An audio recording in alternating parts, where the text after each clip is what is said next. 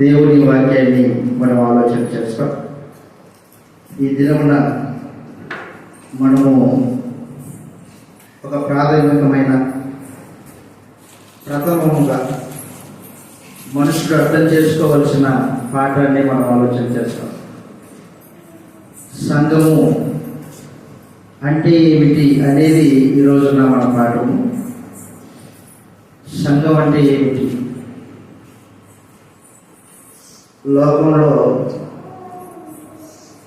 పలు రకాల సంఘాలు ఉన్నాయి. కుల సంఘాలు ఉన్నాయి, మహిళా సంఘాలు ఉన్నాయి, ఉపాధ్యాయులు వాళ్ళు ఒక సంఘాన్ని ఏర్పాటు చేసుకున్నారు, వాళ్ళకంటూ ఒక సంఘం ఉంటుంది. ఇలా లోకంలో ఎన్ని సంఘాలు ఉన్నప్పటికీ క్రీస్తు సంఘం అనేది ప్రత్యేకమైనది, ఆత్మ సంబంధమైనది.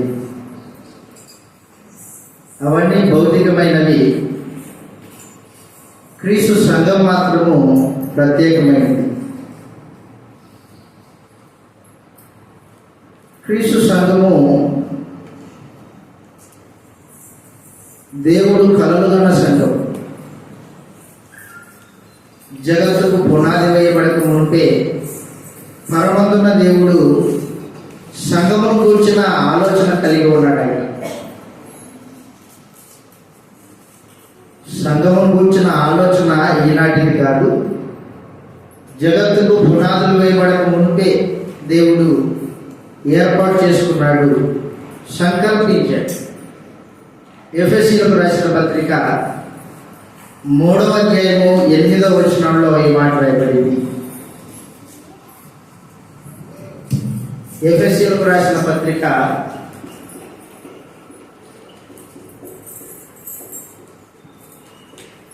3వ అధ్యాయము 8వ వచనంలో దేవుడు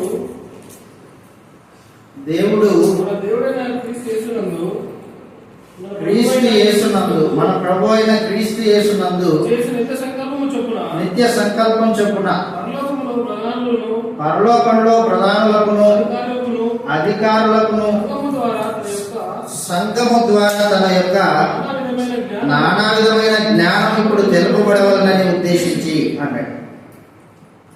దేవుడు ప్రభు అయిన క్రీస్తు యేసునందు చేసిన నిత్య సంకల్పం చొప్పున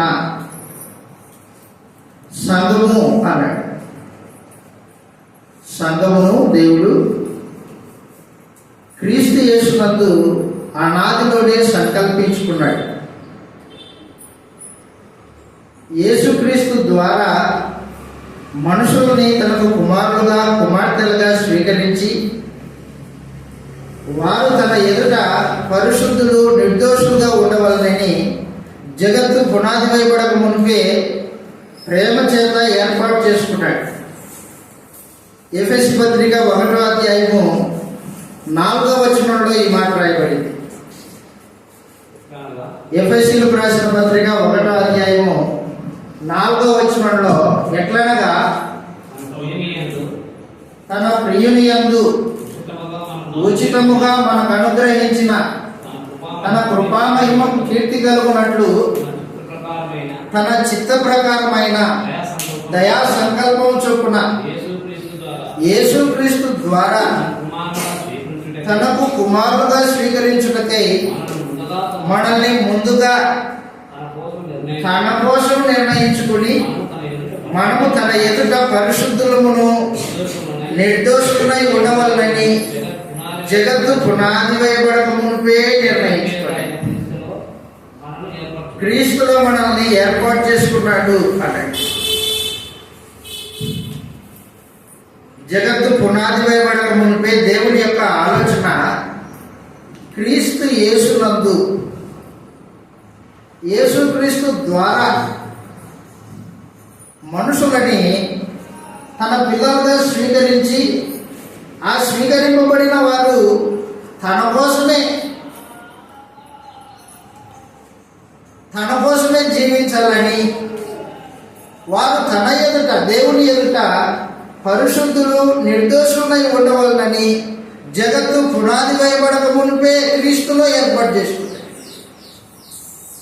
సంఘము యేసు ప్రభు ద్వారా దేవునికి పిల్లలుగా చేయబడిన వారు. సంఘం అంటే యేసుక్రీస్తు ద్వారా పిల్లలవ్వాలి. పరమోన్నత దేవుడు అనాదిలోనే సంకల్పం చేసుకున్నాడు అన్నమాట సంఘమును గురించి. సంఘము తన కోసమే, తనవారు. రెండవది, తన ఎదుట పరిశుద్ధులు నిర్దోషులై ఉండవాలని అని చెప్పేశాడు. సంఘం ఎలా ఉండాలంటే దేవుని ఎదుట పరిశుద్ధులను నిర్దోషులు అన్నాడు. పరిశుద్ధులంటే ఏంటి? పరిశుద్ధులంటే లోకానికి వేరైన వారు, ప్రత్యేకింపబడిన వారు. లోకంలో నుండి వేరు చేయబడిన వారు పరిశుద్ధులంటే అర్థం. ప్రత్యేకింపబడిన వారు అని అర్థం. దేవుని కొరకు ప్రత్యేకింపబడిన వారు, క్రీస్తు యేసు ద్వారా ప్రత్యేకింపబడిన వారు.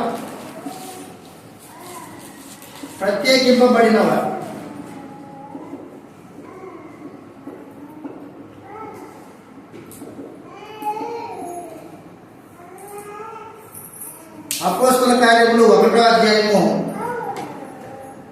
క్షమించండి 2వ అధ్యాయం. అపోస్తల కార్యములు 2వ అధ్యాయము 37వ వచనం నుండి మనం చదువుతాం ఈ మాటలు. సువార్త ద్వారా పిలువబడిన వారు ఈ మాట విని హృదయంలో నొచ్చుకొని, అపోస్తల కార్యములు 2వ అధ్యాయం 37వ వచనంలో, హృదయంలో నొచ్చుకొని, సహోదరులారా మేమేమి చేతుమని పేతురును కడమ అపోస్తలుని అడగగా, పేతురు మీరు మారు మనసు పొంది పాప క్షమాపణ నిమిత్తము ప్రతివాడు యేసుక్రీస్తు నామమున బాప్తిస్మం పొందుడి, అప్పుడు మీరు పరిశుద్ధాత్మను పొందుదురు. ఈ వాగ్దానం మీకును మీ పిల్లలకును దూరస్తులందరికీ, అనగా ప్రభు అయిన దేవుడు తన యొద్దకు పిలిచిన వారిని అందరికీ చెందునని వారితో చెప్పాను.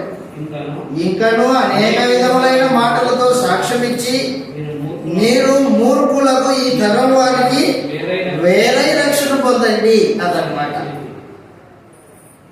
ఈ తరం వారికి వేరుగా ఉండడము సంఘము. పరిశుద్ధులు ప్రత్యేకింపబడిన వారు అని అర్థం. లోకంలో నుండి వేరు చేయబడిన వారు. లోకంలో ఉంటారు కానీ లోక సంబంధులు కాదు. యేసు ప్రభు యొక్క అధికారం కిందికి వచ్చినవాడు, ఆయన యొక్క శిలువ మరణాన్ని అంగీకరించినవాడు, బాప్తిసం పొందినవాడు, నూతన సృష్టిగా చేయబడినవాడు, కొత్త జన్మెత్తిన వాళ్ళు లోకంలో ఉంటారు కానీ లోక సంబంధులు కానట్టుగా బతుకుతారు.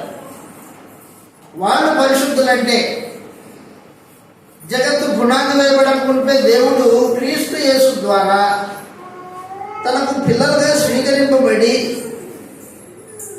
తన ఎదుట పరిశుద్ధులు నిర్దోషులై ఉండవాలని జగత్తు పునాది వేయబడకుంటే నిర్మాణం చేసుకున్నాడు. పరిశుద్ధులంటే ప్రత్యేకింపబడిన వారు, లోకంలో నుండి ప్రత్యేకంగా ఉండడానికి పిలువబడ్డారు. కొరింథీయులకు రాసిన మొదటి పత్రిక 1వ అధ్యాయము 2వ వచనంలో క్రీస్తు సంఘము, కొరింథీ ప్రాంతంలో ఉన్న క్రీస్తు సంఘం గురించి పరిశుద్ధాత్ముడు పౌలు ద్వారా వ్రాయిస్తూ ఇలా అంటున్నాడు.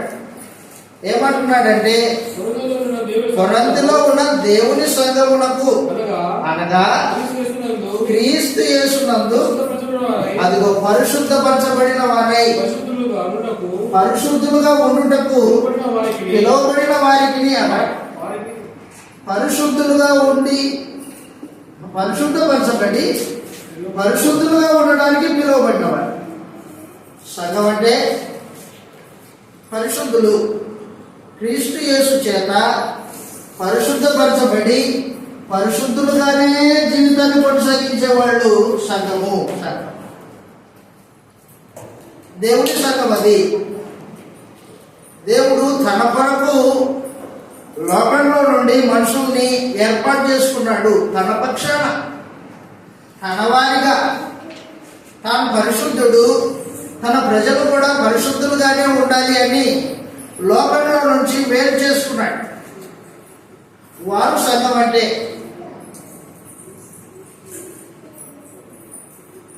ఈ పరిశుద్ధత చేసుకోవడానికి, పరిశుద్ధులుగా చేసుకోవడానికి దేవుడు రెండు ప్రాముఖ్యమైన విషయాల్ని ఏర్పాటు చేసి పెట్టాడు. లోకంలో ఏముంది? లోకంలో పాపం ఉంది, లోకంలో చెడుతనం ఉంది, మరణం ఉంది, అపవాది యొక్క అధికారం ఉంది లోకంలో.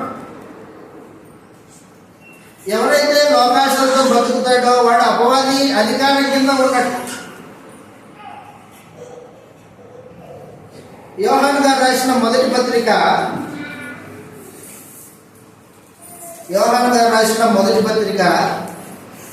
2వ అధ్యాయము 15వ వచనంలో ఈ మాట రాయబడింది. లోకంలో ఏముంది? యోహాను గారు రాసిన మొదటి పత్రిక 2వ అధ్యాయము 15వ వచనంలో ఈ లోకమునైనను లోకంలో ఉన్నదాన్నైనను ప్రేమింపకుడి. ఎవడైనను లోకమును ప్రేమించిన ఎడల తండ్రి ప్రేమ వాడిలో ఉండదు. లోకంలో ఉన్నదంతా అనగా ఇళ్ళు, వాకిళ్ళు, పేరు, ప్రతిష్టలు కాదు లోకంలో ఉన్నది. లోకంలో ఏముందంటే చెప్పాడు, శరీరాశ, నేత్రాశ, జీవ కుటుంబం ఉన్నాయి. వాటి వలన మనుషుడు అపవిత్రుడైతాడు, దేవునికి విరోధయ్యాడు. లోకము శరీరాశ చేత, నేత్రాశ చేత, జీవ కుటుంబము చేత నింపబడింది. అవి దేవుని వల్ల కలిగినవి కాదు, అవి అపవాది వల్ల కలిగినవి. లోకము అపవాది యొక్క చర్యల చేత నింపబడి ఉంది, సమస్తాన్ని పాడు చేసింది. ఒక ఆయన ఈ విధంగా చెప్పాడు, సాలెపురుగు ఉంటుంది కదా, ఈ సాలెపురుగు గోడ మూలన ఒక చిన్న గూడు కట్టుకుంటుంది. దాని లాలాజలంతో చిన్న గూడు వేసుకుంటుంది, తీగలు అల్లుకుంటుంది. అది తన గూడు. ఆ వాతావరణంలోనికి, ఆ తీగల మధ్యలోనికి ఏదైనా చిన్న పురుగు వచ్చిందనుకో, ఆ పురుగును దగ్గరికి వెళ్ళి దాన్ని తేటగా తినేస్తుంది. అలాగున అపవాది ఈ లోకాన్ని పాపం చేత, మరణం చేత నింపేసింది. మనుషులందరూ పాపం చేసి అపవాది సంబంధులుగా బతుకుతున్నారు. శరీరాశ చేత, నేత్రాశ చేత, జీవ కుటుంబం చేత మొత్తము వాతావరణము కలుషితమైంది. ఆత్మ సంబంధంగా మనుషులందరూ చెడిపోయారు, దేవుడికి విరోధంగా బతుకుతున్నాడు. యోహాను గారు రాసిన మొదటి పత్రిక 2వ అధ్యాయము 17వ వచనంలో మాట్లాడుతున్నాడు ఆయన, శరీరాశ, నేత్రాశ, జీవ కుటుంబము ఇవి తండ్రి వలన పుట్టినవి కాదు, అవి లోక సంబంధమైనవే. లోకము దాని ఆశ గతించిపోవచ్చు ఉన్నది. ప్రభు చిత్తమును జరిగించువాడు నిరంతరం నిలుచును అని చెప్పేశాడు. యోహాను గారు రాసిన మొదటి పత్రిక 5వ అధ్యాయము 19వ వచనం చదువుతాం. ఇలా రాయబడింది, 5వ అధ్యాయం 19వ వచనంలో, మనము దేవుని సంబంధమని లోకమంతా ఎవరి యందు ఉంది? దుష్టుని యందు ఉంది. దుష్టుని యందు ఉంది ఉంది అని చెప్పేశాడు. కింద పుట్టినోట్లో చిన్న అక్షరాల్లో దుష్టుని యందు పడి ఉంది అని చెప్పేశాడు. లోకమంతా ఎవని ఎందుంది? లోకమంతా దుష్టుని యందు ఉంది. చచ్చిన పాము కాళ్ళ దగ్గర పడేస్తే ఎలా ఉంటుందో అలాగున లోకమంతా అపవాది చెంతనుంది. దేవుడు ఏం చేశాడంటే సువార్త ద్వారా అపవాది సంబంధులైన వారిని పిలిచాడు అనమాట. అపవాది అధికారం కింద ఉన్న మనుషుల్ని సువార్త ద్వారా పిలిచాడు. శరీరాశ, నేత్రాశ, జీవకుడము కలిగి పాపం చేసి దేవునికి విరోధంగా బ్రతుకుతున్న వాతావరణంలో, అపవాది వాతావరణంలో ఉన్న మనుషుల్ని సువార్త ద్వారా పిలిచాడు. సువార్త ద్వారా ఎవరైతే పిలువబడ్డారో, ఆ పిలుపుకు లోబడ్డారో వారు సంఘము. సువార్త ద్వారా పిలువబడిన వాడు సువార్తకు విధేయత చూపితే సంఘమై ఉంటాడు. లోకంలో నుండి వేరవడానికి దేవుడు ఏర్పాటు చేసి పెట్టాడు అన్నమాట. ఆ ఏర్పాటులో మొట్టమొదటిది సువార్త సందేశం. సువార్త ద్వారా మనుషుల్ని పిలుస్తాడు. అపోస్తల కార్యములు 26వ అధ్యాయము 18వ వచనంలో ఈ మాట రాయబడింది. అపోస్తల కార్యములు 26వ అధ్యాయము 18వ వచనంలో ఈ మాట రాయబడింది. అపోస్తల కార్యములు 26వ అధ్యాయము 18వ వచనంలో పౌలుకి యేసు ప్రభు ప్రత్యక్షమయ్యాడు. ప్రత్యక్షమయ్యి సందేశం ఇస్తూ ఉన్నాడు. నన్ను చూచి ఉన్న సంగతిని గూర్చి, నేను నీకు కనబడబో సంగతిని గూర్చి నిన్ను పరిచారకునిగా నియమించుటకే కనబడి ఉన్నాను. నీవు లేచి నీ పాదములు మోపి నిలువుము. నేను ఈ ప్రజల వలనను అన్ని జనుల వలనను హాని కలగకుండా నిన్ను కాపాడేదను. వారు అదిగో చీకటిలో నుండి, చీకటి అంటే పాపం, చీకటిలో నుండి వెలుగులోనికి పిలువాలా, వెలుగులోకి పిలువాలా. సాతాను అధికారంలో నుండి దేవుని వైపుకు పిలవాలి. సాతాను అధికారం దేవుని వైపుకు తిరగాలి. దేవుని అధికారం కిందికి రావాలా. సువార్త, అపోస్తలుల యొక్క సువార్త. అపోస్తలుల యొక్క సువార్త చీకటిలో, అపవాది బంధకాల్లో, శరీరాశ, నేత్రాశ, జీవ కుటుంబంలో బతుకుతున్న మనుషులకి సువార్త వినిపించబడింది. పాపంలో ఉన్న మనుషులారా నీతిలోనికి రండి. పాపం చేసిన మీరు దేవుని ఉగ్రత కింద ఉన్నారు. దేవుని ఉగ్రత నుండి రక్షింపబడాలంటే యేసు ప్రభు ఉన్నందు విశ్వాసం ఉంచండి. నీతిమంతులు అవుతారు. నీతిమంతులకి దేవుడు పరలోకాన్ని ఏర్పాటు చేసి పెట్టాడు. పాపాన్ని విడిచిపెట్టండి అని అపోస్తలులు సువార్త ప్రకటిస్తారు. అపోస్తలుల యొక్క సువార్త దేవుని యొక్క పిలుపు. దేవుని యొక్క పిలుపు, దేవుని పిలుపుకు ఎవరైతే లోపడతారో వారు చీకటి జీవితాన్ని విడిచిపెట్టి, అంటే పాప జీవితాన్ని విడిచిపెట్టి నీతిగా జీవించడానికి రావాలా. మీరు సువార్త ఆరోపణలోనే విన్నారా? మీరందరూ మీరున్న స్థితి మీరు గ్రహించి ఆ స్థితిలో నుండి వేరుగా బ్రతకడానికైనా మీరు వచ్చారు క్రీస్తు సంఘంగా. అయితేనే మీరు క్రీస్తు సంఘం అయి ఉంటాం, లేకపోతే లేదు. పాపంలో నుండి, చీకటిలో నుండి వెలుగులోనికి, సాతాను అధికారంలో నుండి దేవుని అధికారం వైపుకు పిలువుడి. ఎవరైతే పిలుపుకు లోబడి వచ్చారో వారికి పాపాలు క్షమింపబడతాయి. పరిశుద్ధుల స్వాస్థ్యంలో, పరలోకంలో తండ్రి ఆస్తిలో వాటా ఉంటుందని చెప్పు అని చెప్పాడు పౌలు. యేసు ప్రభు పౌలుకు చెప్పాడు. ఎవరైతే ఈ సువార్తను అంగీకరించి ఆ పిలుపుకు లోబడి వచ్చారో వారు పరిశుద్ధులు. లోకానికి వేరైన వారు, లోకంలో ఉన్న చెడుతనాన్ని, పాపాన్ని, అపవాది యొక్క అధికారాన్ని సంపూర్ణంగా విడిచిపెట్టి దేవుని అధికారం కిందకి ఎవరైతే వచ్చారో వారిని దేవుడు యేసు ప్రభు రక్తం చేత కడిగి పవిత్రపరచుకొని పరిశుద్ధునిగా చేసుకొని నీతిమంతునిగా ఎంచి తన కుమారునితో పాటు సంఘంలో సహవాసానికి ఏర్పాటు చేశాడు అనమాట.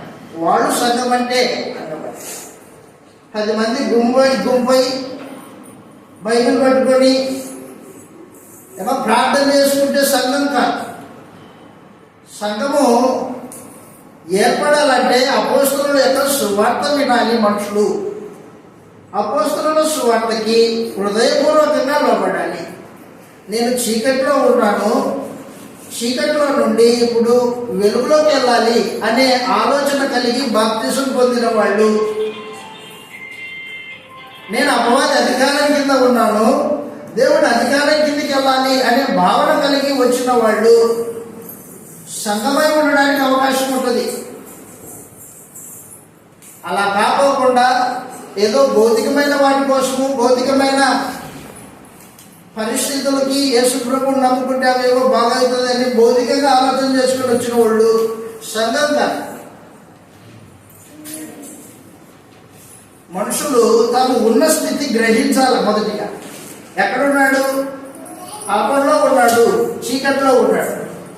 చీకట్లో ఉన్నవాడు ఎక్కడికి రమ్మని పిలిచాడు? సువార్త ద్వారా దేవుడు వెలుగులోకి రమ్మని పిలిచాడు. ఎవరి అధికారం కింద ఉన్నాడు? సాతాను అధికారం కింద ఉన్నాడు. ఇప్పుడు ఎవరి అధికారం కిందికి రమ్మన్నాడు? దేవుని అధికారం కిందికి రమ్మన్నాడు. అపవాది అధికారం కింద మనుషుడికి దేవుని ఉగ్రత ఉంది. దేవుడు ఉగ్రత కింద ఉన్నవాడు ఇప్పుడు దేవునితో సమాధానపరచబడడానికి పిలువబడ్డాడు అనమాట. అపోస్తలుల యొక్క సువార్త దేవుడితో మనుషుల్ని సమాధానపరుస్తున్నది, శత్రుత్వాన్ని తీసేస్తుంది. కొరింథీయులకు రాసిన 2వ పత్రిక 5వ అధ్యాయము, కొరింథీయులకు రాసిన 2వ పత్రిక 5వ అధ్యాయము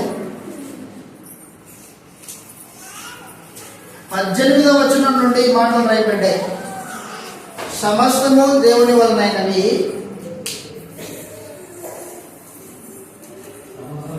సమస్తము దేవుని వలనైనవి, ఆయన మనల్ని క్రీస్తు ద్వారా అదనమాట సమాధాన పరుచుకున్నాడు. బాగా గుర్తుపెట్టుకోండి. మరలాంటున్నా, యేసుక్రీస్తు నందు విశ్వాసం ఉంచేవారు తాము మొదట ఏ స్థితిలో ఉన్నాడో తను గుర్తించకపోతే తాను ఏ స్థితిలోకి ప్రవేశించాడో తనకు అర్థం కాదు. ఎక్కడుండేవాడిని నేను, ఇప్పుడు ఎక్కడికి వచ్చాను అనే ఈ అవగాహన లేకపోతే నీవు సంఘమై ఉండడానికి అవకాశం ఉండదు.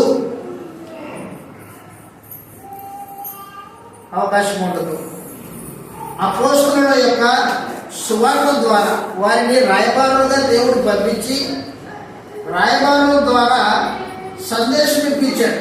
ఇదిగో నువ్వు చీకట్లో ఉన్నావు, సాతాను అధికారం కింద ఉన్నావు, నా ఉగ్రత కింద ఉన్నావు, నాకు శత్రువుగా ఉన్నావు, నాతో శత్రుత్వం వద్దు, సమాధానం పడు.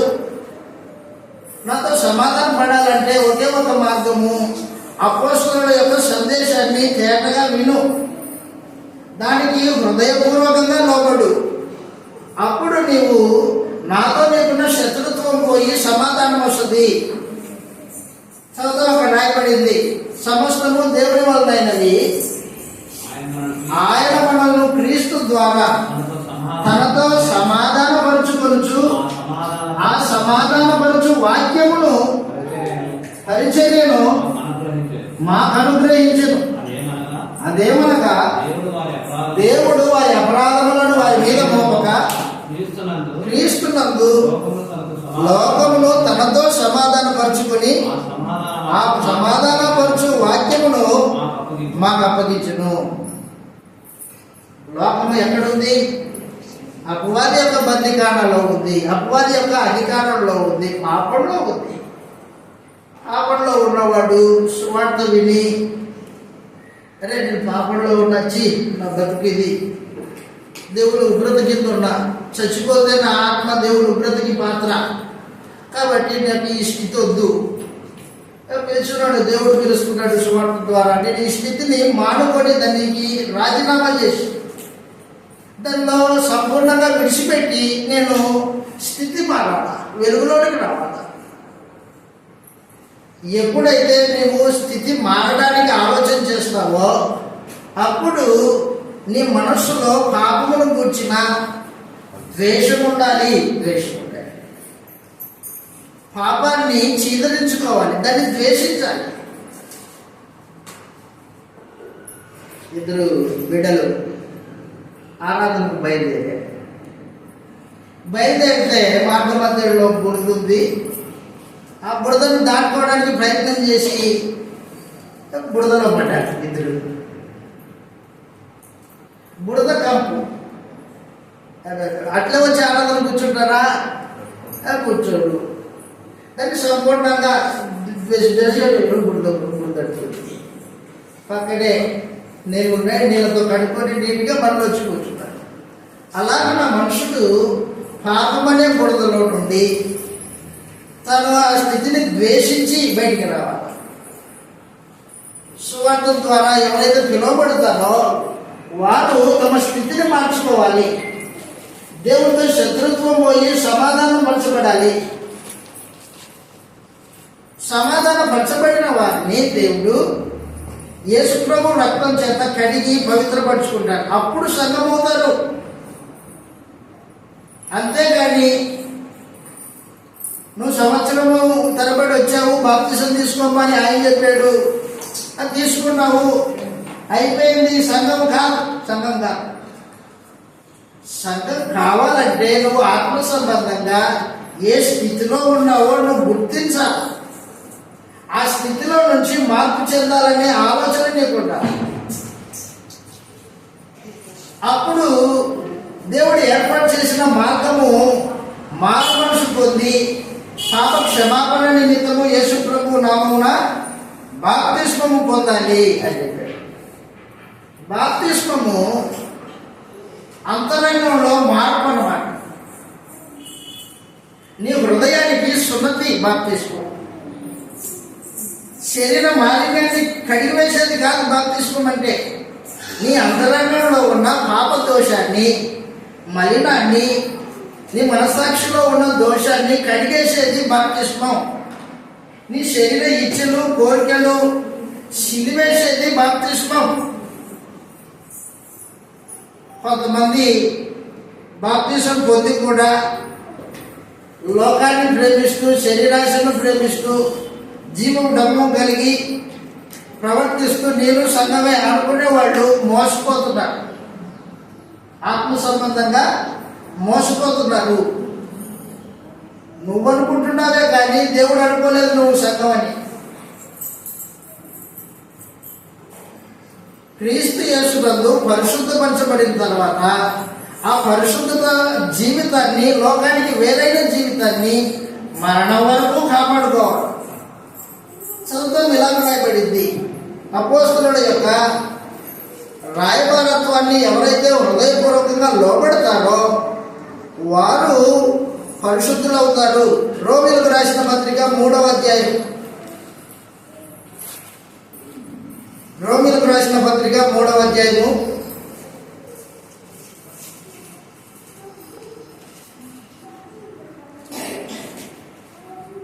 23వ వచనం నుండి చదువుతాం. ఏ భేదము లేదు, అందరూ పాపం చేసి దేవుడు అనుగ్రహించు మహిమను పొందలేకపోతున్నారు. కాబట్టి నమ్మువారు ఆయన కృప చేతనే, బాగుర్తు పెట్టుకోండి, నమ్మువారు ఆయన కృప చేతనే క్రీస్తు యేసునందు విమోచనం ద్వారా ఉచితముగా నీతిమంతులని తీర్చారు. ఉచితంగా నీతిమంతులని తీరుస్తున్నాడు.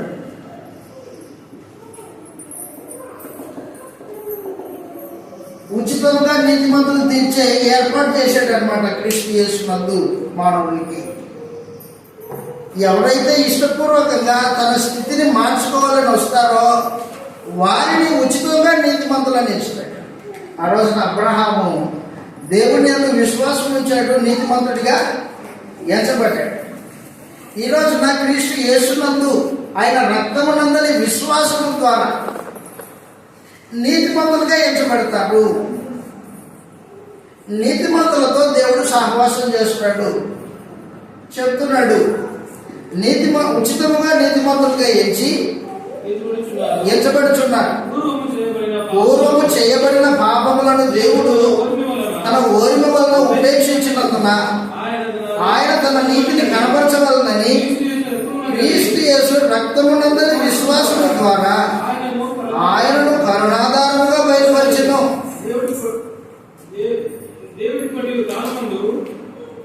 దేవుడు ఇప్పటి కాలమందు తన నీతిని ప్రత్యక్షపరచబడవలనని తాను నీతిమంతుడును యేసునందు విశ్వాసం ఉంచు వారు వారిని నీతిమంతులుగా తీర్చువాడై ఉన్నాడు. కాబట్టి క్రీస్తు యేసునందు విశ్వాసం ఉంచిన వారిని నీతిమంతులుగా ఎంచుతాడు. రక్తంతో కడిగి పరిశుద్ధులుగా చేస్తాడు. ఎప్పుడైతే పరిశుద్ధపరచబడ్డావో అప్పుడు దేవునితో నీకు సమాధానం ఉంది, శత్రుత్వం ఉండదు. రోమీయులకు రాసిన పత్రిక 6వ అధ్యాయము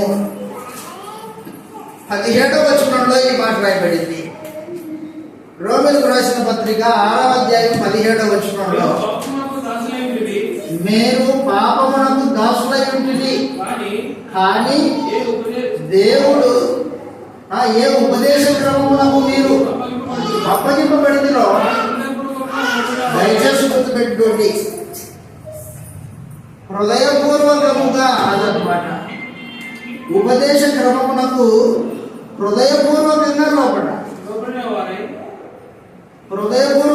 లోబడిన వారై పాపము నుండి విడుదల అప్పుడు కలుగుతుంది. పాపము నుండి విడుదల,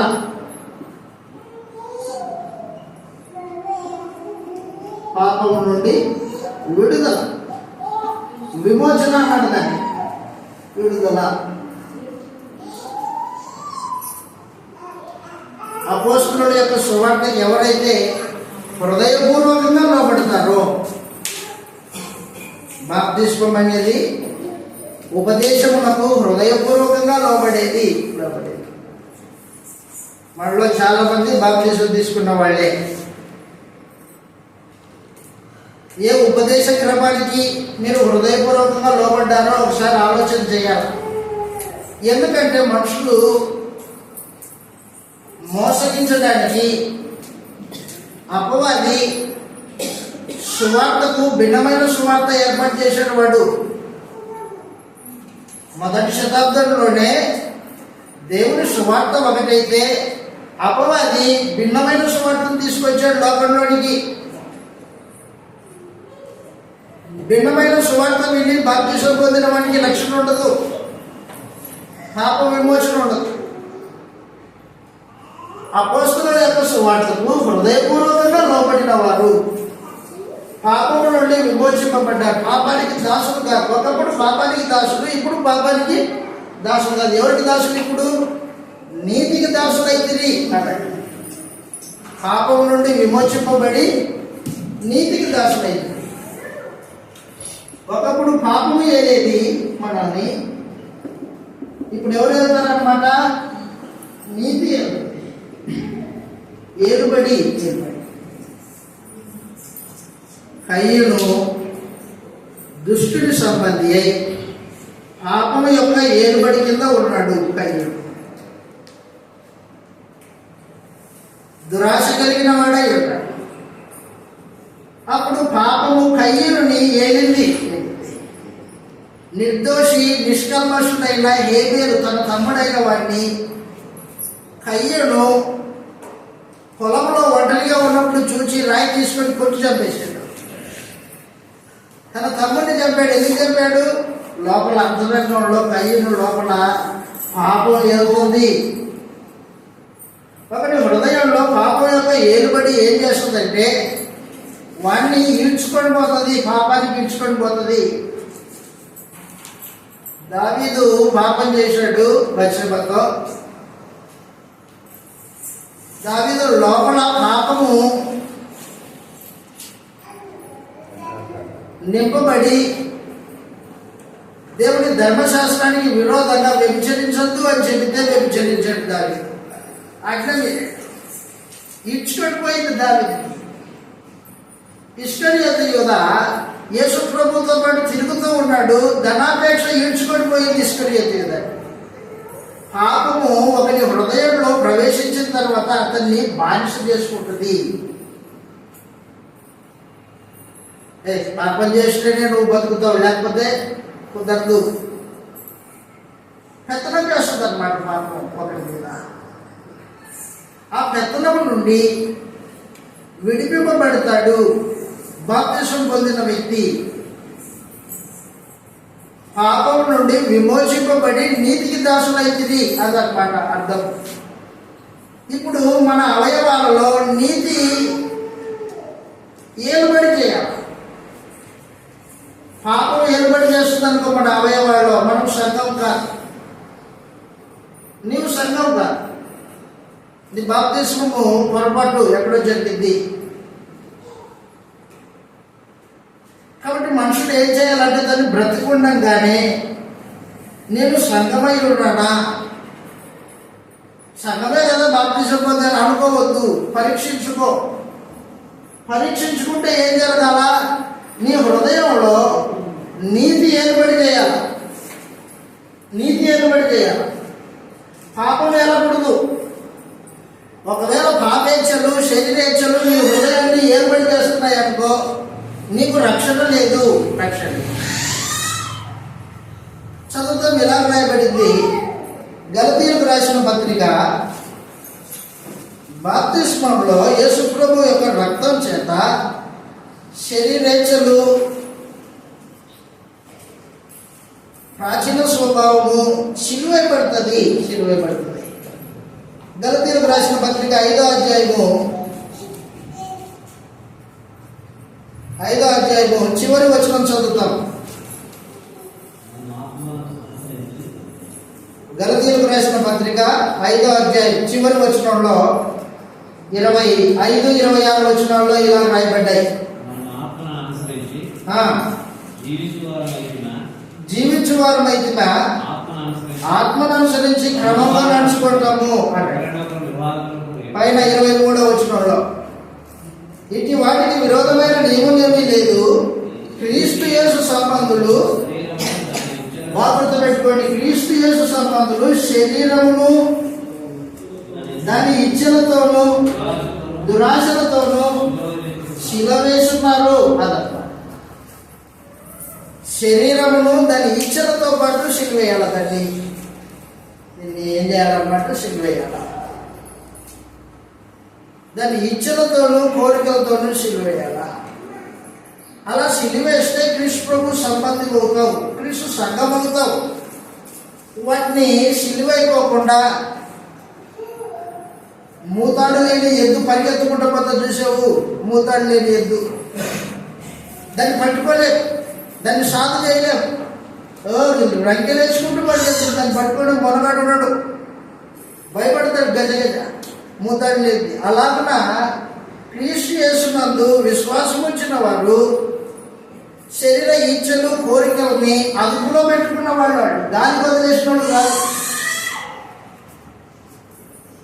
లోకంలో బ్రతుకుతున్నప్పటికీ లోక సంబంధులు కానట్టుగా బతకడానికి దేవుడు క్రీస్తు యేసునందు మనుషుల్ని పరిశుద్ధపరుచుకున్నాడు. వారు సంఘం అంటే సంఘపట్టేవాళ్ళు.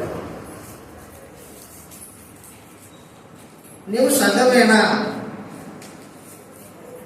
నువ్వు సంఘమైతే పరిస్థితి ఎలా ఉండాలన్నమాట? నీ శరీర అవయవాలలో పాపము ఏర్పాటు చేయకూడదు, నీతి ఏర్పాటు చేయాలి. పాపం విషయంలో నీ శరీరము చనిపోయింది, పాపం చేయడానికి నీ శరీరం పలికిన.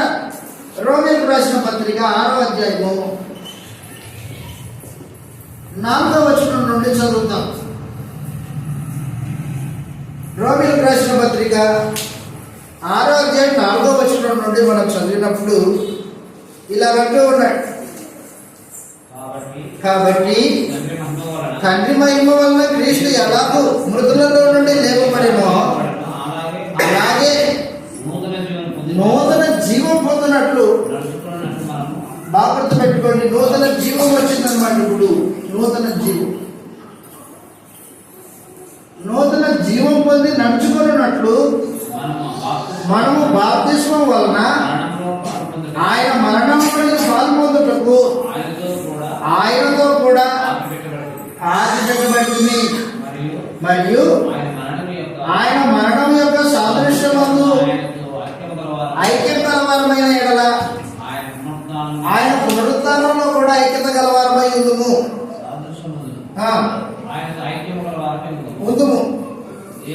ఏమనగా అదిగో మనం ఇక పాపానికి దాసులం కాకుండానట్లు పాప శరీరము నిరర్థకమైంది. బాప్తిస్మలో సంఘం అంటే నీళ్ళలో ముందుకు వచ్చినోడు కాదు, పాప శరీరము నిరర్థకమైన వాడు. పాపం చేయడానికి అవయవాలు పరిగెత్తుతాయి, అయినా దాన్ని అదుపు చేసుకుని దాన్ని సంపూర్ణంగా లోపరుచుకునే వాళ్ళు. లోకంలో ఉన్నవాడు అనుకో ఏం చేస్తాడంటే పాపానికి దాసుడు అయిపోతాడు. సంఘం అలాంటిది కాదు. పాప దాసత్వాన్ని ఒకప్పుడు రుచి చూచి దాని చేత బాధింపబడి, అరే ఈ బాధ ఈ బుడద నా పొద్దు అనుకోని క్రీస్తు రక్తంలో కడగబడిన వాళ్ళు. లోకాశలతో పెరుగులాడి సంపూర్ణంగా దాని చేత చెడిపోయి మనసు మార్చుకొని క్రీస్తునందుకు వచ్చిన వాళ్ళు సంఘం అంటే. కానీ ఈరోజు నా పరిస్థితులు మారిపోయి, ఎక్కడి నుంచి వచ్చాడో ఏ చెడుతనం నుండి వచ్చాడో తాను మర్చిపోయి అదే చెడుతనాన్ని కౌగిలించుకుంటున్నారు సంఘం ఈ రోజున. ఏ పాపమైతే వద్దు నాకు ఇది దుర్మార్గత దేవుడికి విరోధమైందని ఆలోచన చేసుకొని కృష్ణుడు రక్తం దగ్గరకు వచ్చారో బాప్తిసం పొందారో మళ్ళా వెళ్ళి మళ్ళీ దాన్ని అప్పుకుంటున్నారు. జరుగుతుంది ఇది లోపల, మనలో జరుగుతుంది. ఒక సంగతి పక్కన పెట్టు, మనము విమోచింపబడ్డాము. శరీర ఇచ్చలు కోరికలు ఆయనతో పాటు సిలువేయబడ్డాయి. మనం ఆయనతో పాటు ఐక్యత కలవారమై ఉన్నాం. నూతన జీవనం వచ్చిన వాళ్ళు నీతికి దాసుగా జీవితాన్ని కొనసాగించే వాళ్ళు. సగం అంటే అది ఆచార సంబంధంగా గుళ్ళో కూర్చొని ఏదో 2 గంటలు కూర్చొని పోయేవాళ్ళు సంఘం కాదు. గుర్తుపెట్టుకో, దినచర్యలో శరీరంలో పాపం ప్రవేశించుకోకుండా లోకానికి వేరైన జీవితాన్ని జీవించేవారు క్రీస్తు సంబంధులై ఉంటారు. అలాంటి వారి కొరకు దేవుడు జగత్తు పునాది వేయబడక మునిపే సంకల్పం చేస్తున్నాడు. క్రీస్తు రక్తమును అందుకోసమే ఏర్పాటు చేసి పెట్టుకున్నాడు. రక్తము ద్వారా మనుషుల్ని కొనడానికి ఏర్పాటు చేసి పెట్టుకున్నాడు. ఒక 1000 రూపాయలు ఇచ్చి ఒక వస్తువును కొనుక్కున్నావు అనుకో, ఆ వస్తువుని నువ్వు జాగ్రత్తగా చూసుకుంటావు. ఎందుకంటే ఆ 1000 రూపాయల కంటే విలువైన వస్తువుని. అలా మన దేవుడు యేసు ప్రభు రక్తం ఇచ్చి ఆయన రక్తం ద్వారా సంఘాన్ని కొన్నాడు, నిన్ను కొన్నాడు. నువ్వు ఎంత విలువైన వాడు దేవుడికి. ఆ విలువ నీలో గుర్తింపు లేకపోతుంది. నువ్వు ఎంత విలువైన వాడవో నువ్వు అర్థమవుకోకుంది, నీకు అర్థం కావట్లేదు. యేసు ప్రభు రక్తం చేత కడిగి పరిశుద్ధపరుచుకొని తన సంఘముగా ఉండడానికి ఏర్పాటు చేసి పెట్టాడు అన్నమాట దేవుడు. ప్రకటన గ్రంథము 5వ అధ్యాయము 9, 10 వచనాల్లో ఈ మాట రాయబడింది, చదువుతాం. సంఘం అంటే క్రీస్తు యేసు రక్తం చేత కడగబడిన వారు సంఘం. ప్రకటన గ్రంథం 5వ అధ్యాయము 9, 10 వచనాల్లో ఆ పెద్దలు నువ్వు ఆ గ్రంథము తీసుకొని దాని ముద్రను ఉంచుటకు యోగ్యుడవు అదనమాట. నీవు వధింపబడిన వాడవై నీ రక్తం ఇచ్చి ప్రతి జనంలోను ప్రతి ప్రజల్లోనూ ఆయా భాషలు మాట్లాడే వారిలోను మనుషులను కొని బాగా గుర్తుపెట్టుకోండి. మళ్ళా అంటున్నాడు, దేవుని కొరకు కొనబడిన ప్రజలు, దేవుని కొరకు కొనబడ్డారు, రక్తం చేత కొనబడ్డారు. దేనికోసం కొనబడ్డారు? దేవుని కొరకు కొనబడ్డారు. సంఘం అంటే క్రీస్తు రక్తం చేత కొనబడిన వాడు. సంఘము క్రీస్తు రక్తం చేత కొనబడిన వాడు. కొనబడ్డావు నువ్వు, రక్తం చేత కొనబడ్డావు. రక్తం చేత దేవుడు నిన్ను కొనుక్కున్నాడు. తన వారిగా ఉండడానికి కొనుక్కున్నాడు, తన ప్రజగా ఉండడానికి కొనుక్కున్నాడు, తన రాజ్యముగా ఉండడానికి కొనుక్కున్నాడు.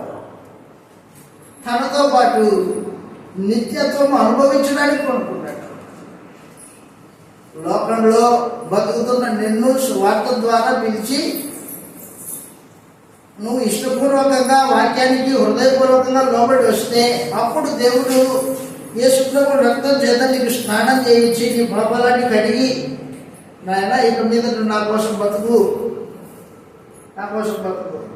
నువ్వు నా వాడివి, నేను క్రీస్తు ప్రభు అమూల్యమైన రక్తం చేత నిన్ను కడిగి నీ బంధకాలన్నిటి నుండి నేను విమోచించి నా వాడిగా చేసుకున్నాను, నా సొత్తు నువ్వు. సంఘము దేవుని సొత్తు, దేవుని వాడు సంఘం అంటే. కానీ మనుషులు నేను దేవుని వాడిని అని అనుకోవట్లేదు. నా వాడిని అనుకోని నేను లోకంలో పరిగెత్తుతూ ఉంటా. నా వాడిని కాదు. నేను ఎప్పుడైతే బాప్తిస్మం పొందామో అప్పుడు నా మీద అధికారం నాకు లేదు, మీ మీద అధికారం మీకు లేదు. మనం అమ్మబడ్డాం. దేనికి అమ్మబడ్డాం? ఒకప్పుడు పాపానికి అమ్మబడ్డాము, అపవాది బందీకానాలో ఉంటిని. తర్వాత క్రీస్తు ప్రభు రక్తం చేత దేవుడు మనల్ని అపవాది బంధకాల నుంచి విడిపించి తన కుమారుడితో సావాసానికి పిలిచాడు. దేవుడు కొనుక్కున్నాడు మన. ఇందాక చెప్పేసి మీకు ఒక వస్తువును కొనుక్కొని వచ్చారు బయట 1000 రూపాయలు ఇచ్చి. ఆ వస్తువు తన కోసం బతకూడదు, నీ కోసం పనిచేయాలని. అవునా కదా? అలా ఉన్న దేవుడు క్రీస్తు ప్రభు రక్తం మనల్ని కొనుక్కొని తన వారిగానే పరిశుద్ధులుగానే లోకానికి వేరైన వారిగానే ఉండవాలని ఉద్దేశించాడు. ఈ ఉద్దేశం ఇప్పుడుది కాదు. జగత్తు పునాది వేయబడక మునిపే దేవుని యొక్క సంకల్పం. దేవుని ఉద్దేశం ఒకవైపు ఉంటే మన ఉద్దేశాలు భౌతికంగా ఆలోచన చేసుకుంటూ కేవలం ఆదివారం క్రైస్తవుడు ఆదివారానికే సమూహంలో కూడి దేవుడి సముఖంలో దేవాన్ని ప్రార్థించినంత మాత్రాన దేవుని ప్రజలపై పోతామా? దినచర్యలో నేను దేవుని ప్రజల్ని అనే భావన కలిగి పాపాన్ని ద్వేషిస్తూ లోకానికి వేరే జీవితాన్ని కొనసాగించడము క్రైస్తవ జీవితము.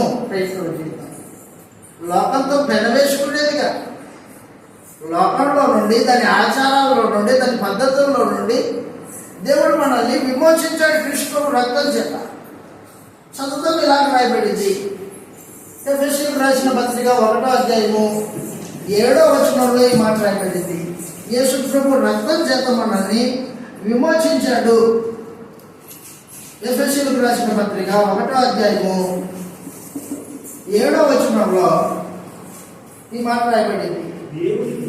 దేవుని కృపా మహిమ ఐశ్వర్యమును బట్టి ఆ ప్రియుడు యేసు ప్రభు ఆయన రక్తం వలన విమోచనం.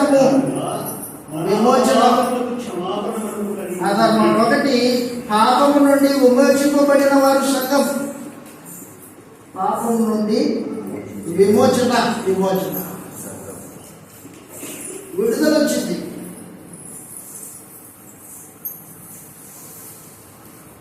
రీసెంట్గా ఒక అతను 15 సంవత్సరాల పాటు జైల్లో మగ్గిపోయి చేసిన నేరానికి 15 సంవత్సరాలు జైల్లో మగ్గాడంట. మొన్ననే రిలీజ్ అయ్యాడు ఆ మనిషి. రిలీజ్ అయిన తర్వాత, విడుదలైన తర్వాత బయటకు వచ్చి కానిస్టేబుల్స్, పోలీసులు, ఎస్ఐ అంతా నిలబడి ఉంటే వాళ్ళిద్దరితో డ్యాన్స్ చేసాడు ఆ మనిషి. డ్యాన్స్ ఎందుకు? విడుదల, ఆనందం. చెరసాల బంధకాలు ఎంత ఘోరమైనవో, ఆ బంధకాలు ఎంత దుర్మార్గమైనవో, ఆ బందికాలలో జీవితము దుర్భరం, ఇప్పుడు విడుదల వచ్చింది అని ఆనందం అనమాట. అలాగున్న బాప్తిసం పొందిన వాడు పాపం అనే బంధకాల నుండి విమోచింపబడ్డాడు. ఆనందం, రక్షణానందం. ఆ రక్షణానందము అనుభవించిన వాళ్ళు ఎంతమందో నాకు తెలియదు. నువ్వు అనుభవించావో లేదో, బాప్తిసం పొందేసిన అయిపోయింది అనుకున్నావో, లేకపోతే నిజంగా ఆ ఆనందం నీ హృదయాన్ని అంటిందో లేదో నాకు తెలియదు. పాపం నుండి విమోచింపబడి పూర్వం చేసిన పాపములన్నిటి నుండి క్షమాపణ దొరికింది నాకు. చాలిగా భారవతి దింపేశాను, విమోచింపబడ్డాడు. చెప్తున్నాడు, ఆయన రక్తం వలన పాపము నుండి విమోచన, అనగా మన అపరాధములకు క్షమాపణ మనము కలిగి ఉన్నది అని చెప్పేసి. రెండవది విమోచన, దుర్నీతి నుండి విమోచన. దుర్నీతి నుండి విమోచన. విమోచన అంటే విడుదల.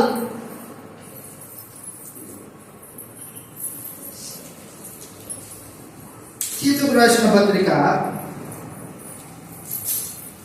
దుర్నీతి నుండి మనల్ని ఆయన విమోచించాడు అని చెప్పేసి.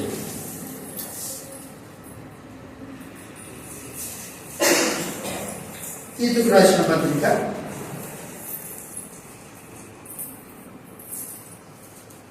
2వ అధ్యాయం 11వ వచనం చూడండి ఒకసారి. ఏలయనగా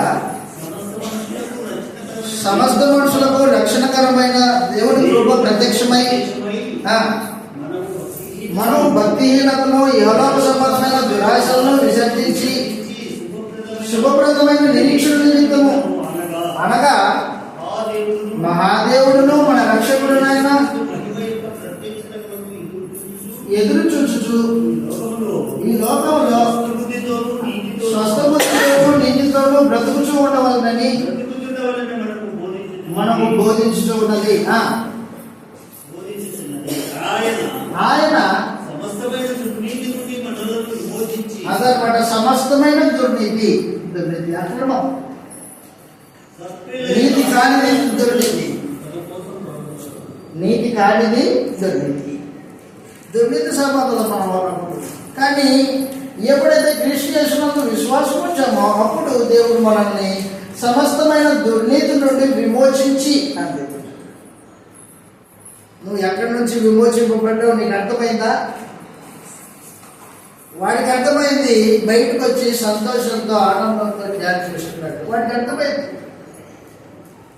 ఆ జైలు కూడు తినలేక ఎన్ని రోజులు ఎన్నిసార్లు బాధపడి ఉంటాడు. అయ్యో ఆ తప్పు చేయకపోయి ఉంటే బాగుండేది అని బాధపడిన దినాలేనో వాడికి. విమోచింపబడ్డాడు, విడుదల పొందాడు, సంతోషం. సకల దుర్నీతి నుండి దేవుడు మనల్ని విమోచించాడు. ఎవరైతే విమోచింపబడ్డారో వారు సంఘం. ఏ దుర్నీతి నుంచి అయితే విమోచింపబడ్డామో మళ్ళా దుర్నీతిలోనికి వెళ్ళకూడదు. ఇంకోసారి తప్పు చేస్తున్న వాడికి మీదట బయటకు వచ్చిన తర్వాత ఎందుకు? ఆ జైలు పరిస్థితి ఎలాంటిదో అనుభవంగా 15 సంవత్సరాలు ఎరిగాడు. ఈ రోజున మనము క్రీస్తులోనికి వచ్చాం, కానీ మనం పాప జీవితాన్ని, దాని యొక్క చెడుతనాన్ని, దాని యొక్క దుర్మార్గతని ఇంకా విడిచిపెట్టుకోలే. ఎవరైతే విడిచిపెట్టుకున్నారో, దుర్నీతిని మళ్ళా అంటించుకోకుండా బతుకుతారో వారు దేవుని సంఘమై ఉన్నారు. సంఘమంటే వాడు పైకి వచ్చి మనుషులు ఏమంటారంటే, పైకి ఏ అబద్ధం అనకపోతే ఏ పని కాదయ్యా, నీకేది తెలుసు అంటాడు. గుర్తుపెట్టుగా, అబద్ధం ఆడడం వలన జరిగిన పని అది నీకు లాభం కాదు, నష్టమే. నష్టము, ఏ నష్టము? నిత్యత్వం నష్టం. అబద్ధమాడావు, అబద్ధమాడడం వల్ల 10 రూపాయలు 1000 రూపాయలు వచ్చింది, నీకు భౌతికంగా లాభమే ఉండొచ్చు, కానీ నిత్యత్వం నష్టపోతావు. నిత్యత్వం నష్టపోకూడదు. ఇక్కడ 10 రూపాయలు 1000 రూపాయలు కాదు, 10 లక్షలు గోడీడ మోసపో, తప్పలేదు. కానీ పరలోకాన్ని పోగొట్టుకోకూడదు.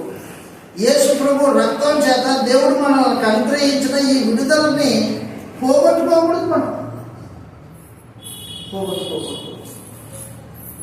ఆ విమోచన యొక్క విలువ తెలిసిన వాళ్ళు ఏం చేస్తారంటే, పాపం చేయకోకుండా దుర్నీతి సంబంధమైన వాటిలో నుంచి దూరంగా నడుచుకుంటాడు.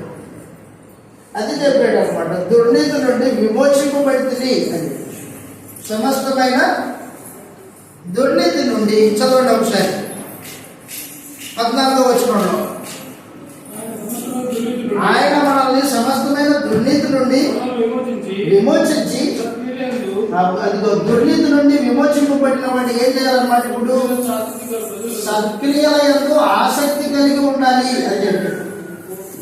సత్క్రియల యందు ఆసక్తి. సత్క్రియ విశ్వాస సంబంధమైన క్రియ, విశ్వాసంతో కూడిన క్రియ. సత్క్రియల యందు ఆసక్తి కలిగిన వారిని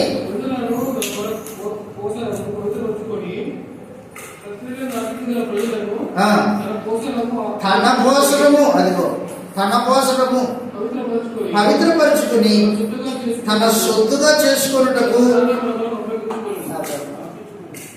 క్రీస్తు యేసు కల్వరి శిలువకు అప్పగించుకొని ఏ ఉద్దేశంతో అప్పగించుకున్నాడు? మనము దుర్నీతి నుండి విమోచింపబడి సత్క్రియలు చేయాలని, తన వారముగా ఉండాలని ఆయన మన కోసం సిలువైపడ్డాడు. ఆ శిలువ సందేశము నీ హృదయానికి అంటలేదు. అందుకే నువ్వు ఇంకా దుర్నీతి సంబంధమైన జీవితాల్లోనే జీవిస్తున్నావు. వచ్చిన గొడవది. విమోచన విలువ అర్థమైన వాడు పాపం చేయడు, దుర్నీతికి దూరంగా ఉంటాడు. అది దుర్నీతి, అక్కడ దాంతో సంబంధం లేదు. అది ఆలోచన చేస్తే నీకు రేపొద్దున మంచి జరుగుతుంది, నీ పిల్లలకు మంచి జరుగుతుంది అని చెబుతున్నాడు అపవాది. కానీ అది దుర్నీతి, నాకు అవసరం లేదు.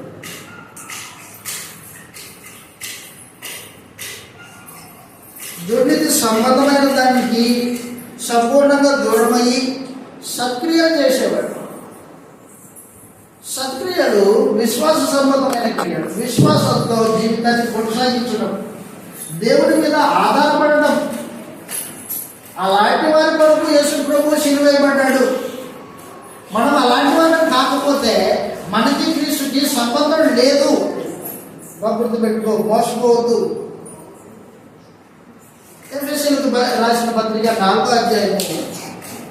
ఎఫెసీయులకు రాసిన పత్రిక 4వ అధ్యాయం. సత్క్రియ ఎలా ఉంటుందంటే, సత్క్రియ నిస్వార్థమైన జీవితము. సత్క్రియ ఎఫెసీయులకు రాసిన పత్రిక 4వ అధ్యాయము.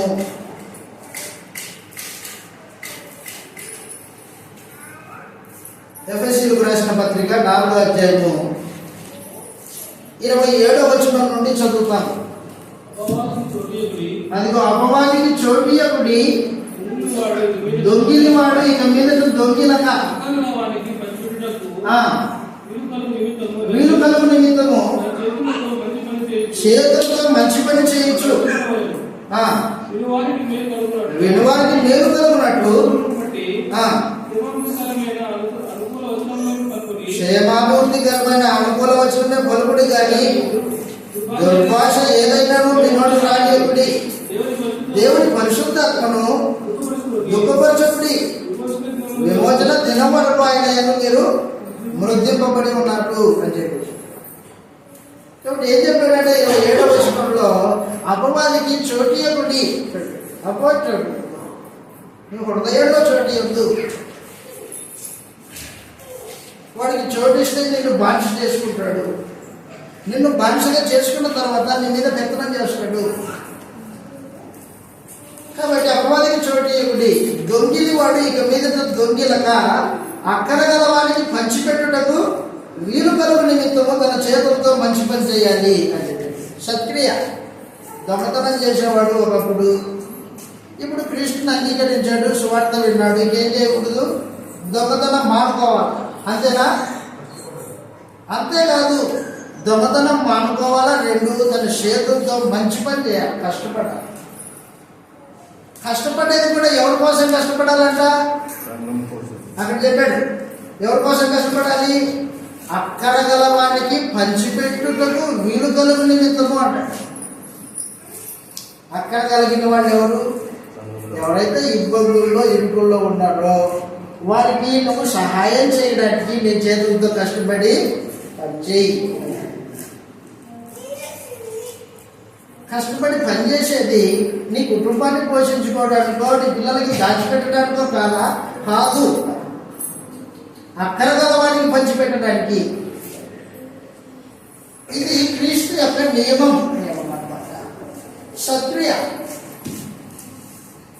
యేసు ప్రభు శిలువ మీద చనిపోయింది దేనికోసం అంటే, ఇదిగో ఎవరైతే దుర్నీతుల నుండి విమోచింపబడి సత్క్రియల యందు ఆసక్తి కలిగి నిస్వార్థమైన జీవిత విధానం కలిగి ఉండాలో వారి నిమిత్తము తన ప్రాణం పెట్టాడు. ఆయన ప్రాణం పెట్టింది ఆయన కోసం, దానికోసం ప్రాణం పెట్టాడు. మనం తన వారిగా ఉండడానికి, తన ఎదురు సత్క్రియం చేయడానికి. దేవుడు కూడా ఇందుకోసమే మనల్ని పిలిచాడు, ఇందుకోసమే మనల్ని పవిత్రపరుచుకున్నాడు. ఎఫెసీ పత్రిక 2వ అధ్యాయం 10వ వచనంలో ఈ మాట రాయబడింది. ఎఫెసీ పత్రిక 2వ అధ్యాయం 10వ వచనంలో, మరియు వాటి యందు మనం నడుచుకోవాలని దేవుడు ముందుగా సిద్ధపరిచిన సత్క్రియలు చేయుటకు మనం క్రీస్తు యేసునందు సృష్టింపబడినాం. కొత్త సృష్టి అన్నమాట. ఇప్పుడు పాత సృష్టి కాదు, క్రీస్తు యేసునందు సృష్టింపబడిన వారమై ఆయన చేసిన పని అయి ఉన్నాము. కొత్త సృష్టి. ఆదామునందు పాత సృష్టి. ఆదాం పాపం చేశాడు. ఆదాము నుండి వచ్చిన వాళ్ళందరూ పాపానికి లోనయ్యారు, మరణానికి లోనయ్యారు పాపం చేసి. ఇప్పుడు దేవుడు క్రీస్తు యేసునందు నూతన సృష్టి. ఆయన రక్తం చేత మనుషుల్ని పాపం నుండి విమోచించి దుర్నీతి నుండి విడుదల కలగజేసి నూతన సృష్టి చేశాడు. కొత్త వ్యక్తి సత్క్రియల యందు ఆసక్తి కలిగిన వాడు, సత్క్రియలే చేసేవాడు. సంఘం అంటే అది. ముగించబోతాను, 2 విషయాలు చెప్పి ముగిస్తుంది. 3 విమోచన. 3వది ధర్మశాస్త్రం నుండి విమోచించే దేవుడు మనం. ధర్మశాస్త్రం నుండి విమోచన. గలతీయులకు రాసిన పత్రిక 4వ అధ్యాయము 4వ వచనంలో ఈ మాట రాయబడింది. గలతీయులకు రాసిన పత్రిక 4వ అధ్యాయం 4వ వచనంలో, అయితే కాలము పరిపూర్ణమైనప్పుడు దేవుడు తన కుమారుని ద్వారా ఆయన స్త్రీయందు పుట్టి మనము దత్తపుత్రులము కావాలని ధర్మశాస్త్రములకు లోబడి ఉన్న వారిని విమోచించుటకై అన్నమాట. యేసు ప్రభు యూదా వంశంలోనే, ఇశ్రాయేల్ మధ్యలోనే ఎందుకు పుట్టాడు? ధర్మశాస్త్రం అనే ఆ మోయలేని కాడి ఇశ్రాయేలీల మెడ మీద ఉంది. ఆ కాడిని యేసు ప్రభువు విరిచేయడానికి వారి మధ్యలో పుట్టాడు.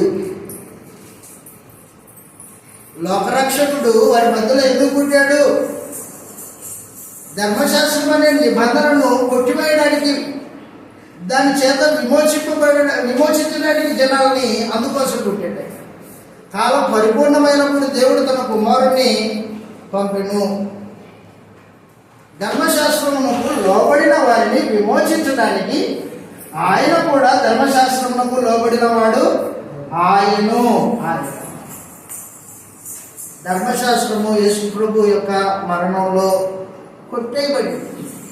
కానీ ఇప్పటికీ ఇంకా మనుషులు సంఘం అని పేరు చెప్పుకుంటూ క్రిస్టియన్ సంఘాలు అనుకుంటూ ఇంకా పండుగలు పబ్బాలు ఈ భౌతికమైన వాతావరణంలో మునిగిపోయేవాడు ధర్మశాస్త్రంలో బతుకుతున్నాడు. ధర్మశాస్త్రంలో బతికేవాడు యేసుప్రభు యొక్క శిలువ విమోచన వాడికి అర్థం కాదా?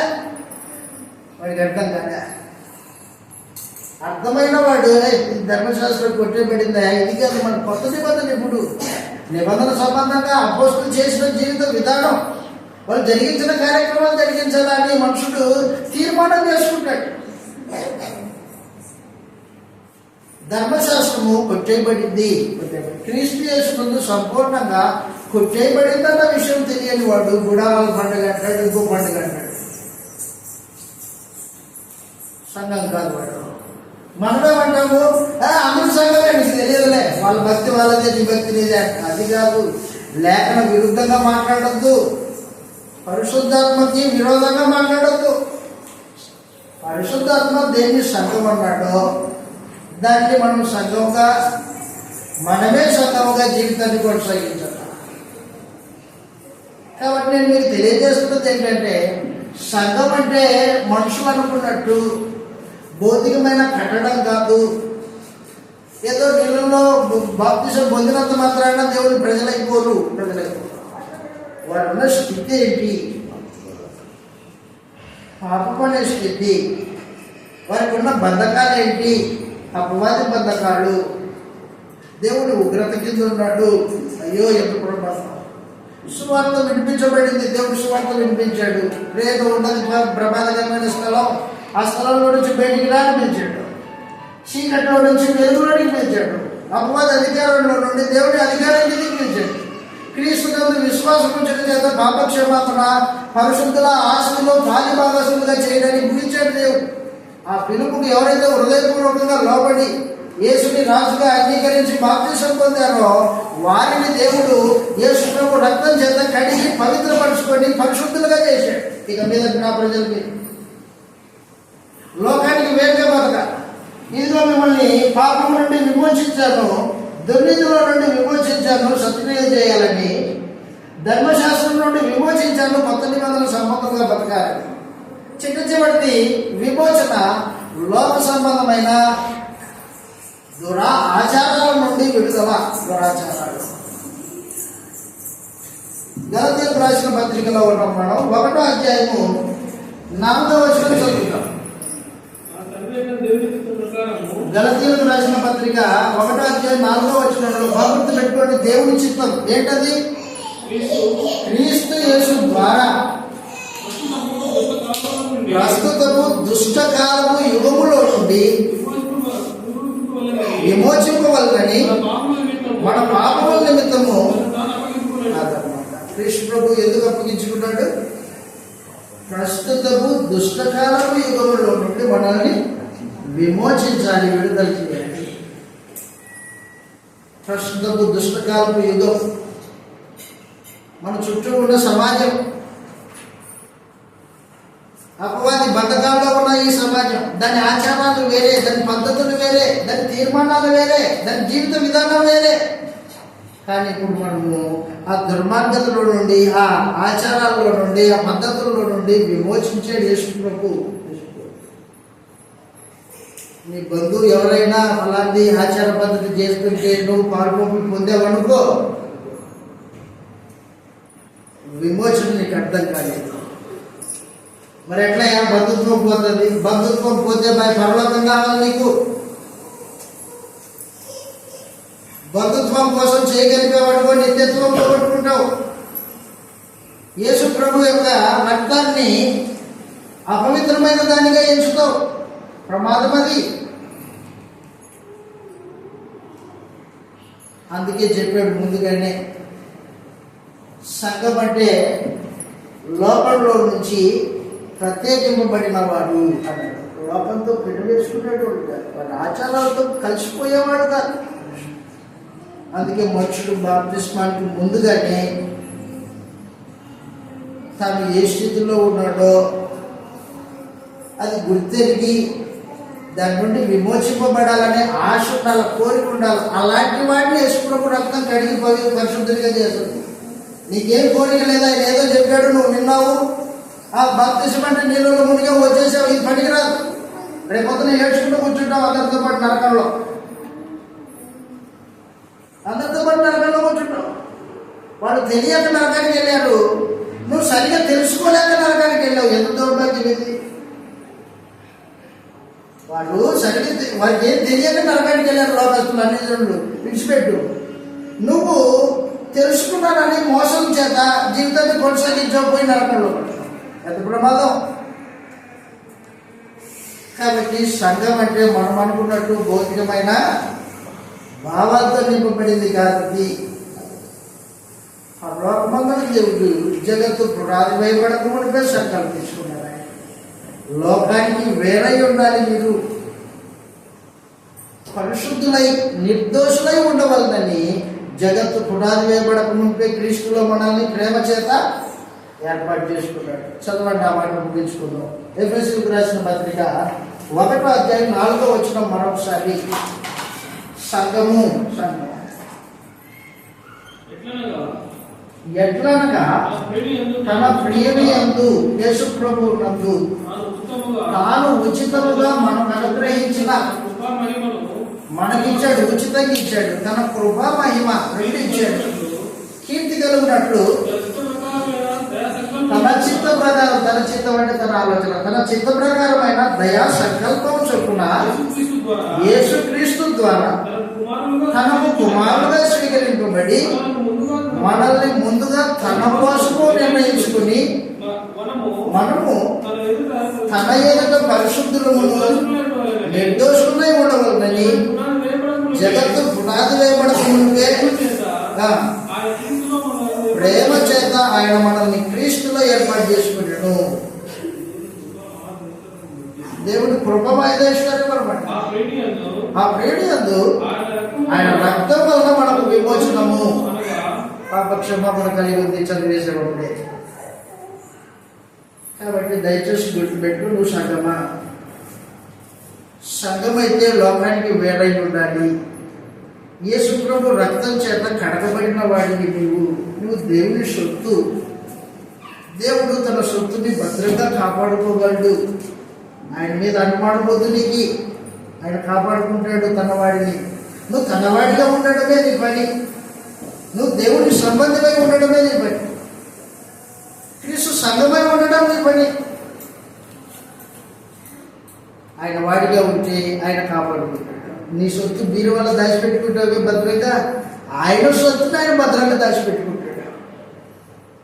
కాబట్టి మనుషులు దేవుని మార్గంలోనే క్రీస్తు యేసునందు విశ్వాసం ఉంచి సంఘముగా దేవుని పిల్లలుగా బతకాలి. మన మార్గాలు సవలక్ష ఉంటాయి, పక్కన పెట్టు. దేవుని మార్గం గుర్తెరుగు. ఆ మార్గంలో నిలిచి ఉండడానికి పరిశుద్ధులుగా నిర్దోషులుగా దేవుని ఎదుట ప్రవర్తింపవలనని ఉద్దేశించాడు ఆయన. ఆ రీతిగా నడుచుకున్న వాళ్ళని ప్రేమతో నీకు మనవి చేస్తూ, హెచ్చరిస్తూ ఈ మాటలు ఇద్దరితో ముగించేస్తూ ఉన్నాను.